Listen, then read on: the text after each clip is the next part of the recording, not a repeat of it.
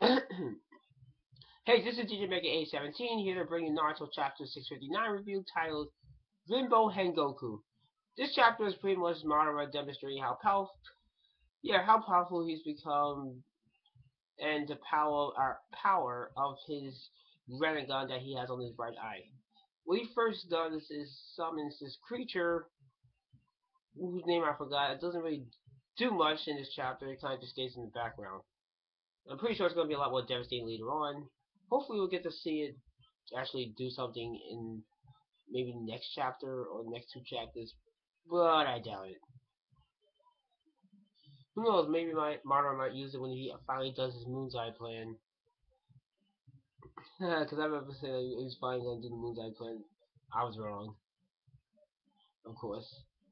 Now, Madara also goes to thank Naruto, kind of, I think, for extracting the tail piece out of out of Obito, so he can take his rightful place as the main villain, pretty much.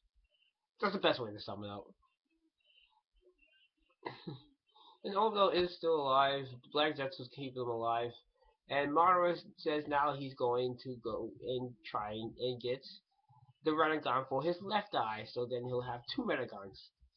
Apparently he needs Obito to do it because he does mention Nagato in this chapter, and he also said something about trying to actually forget it. So yeah, Obito is still Madara still needs Obito.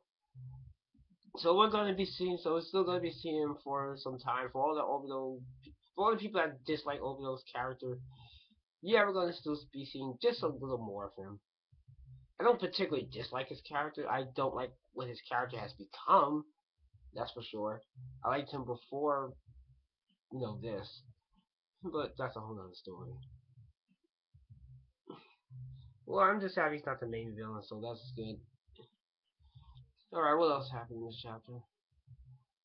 Oh yeah, Kakashi and what's that dude's name? Hashirama are they decide that they're gonna plan something, to try to stop Madara. I'm pretty sure we'll find out more about it later. And we also get to see Gar in this chapter. I like to mention, the characters, the minor characters, even if they are Kages, because the Kages at this point kind of become more or less fodder. So I like to give any of those characters a shout out if they show up in this chapter. So shout out to him. I guess I could also shout out, Kakashi too, and Hashirama. Not necessarily Hashirama because he's actually still relevant. But yeah.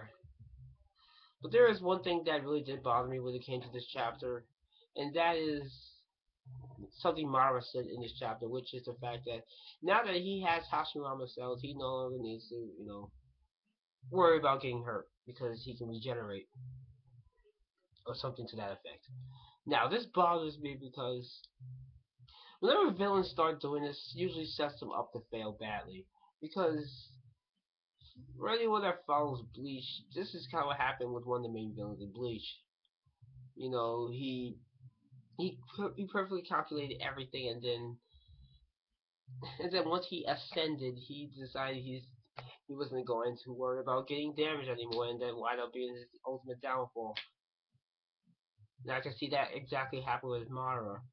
Like, oh, I don't have to worry about taking damage because I'll just regenerate. But then they might put like some sealing jutsu in him, sneak it in there, and then later on he's like, oh no, how did this happen? Well, that's probably because you let yourself do that instead of dodging attacks like a smart civilian would do. No matter if they can tank it or not, you shouldn't risk it. Just saying. I mean, yes, Madara's gonna fail anyway, but I would rather him fall with dignity and not him fall like badly on some stupidity. But that's just me. I'm just saying. Anyway, that's pretty much all I have to say about this chapter. Read, comment, subscribe, and I'll see you later.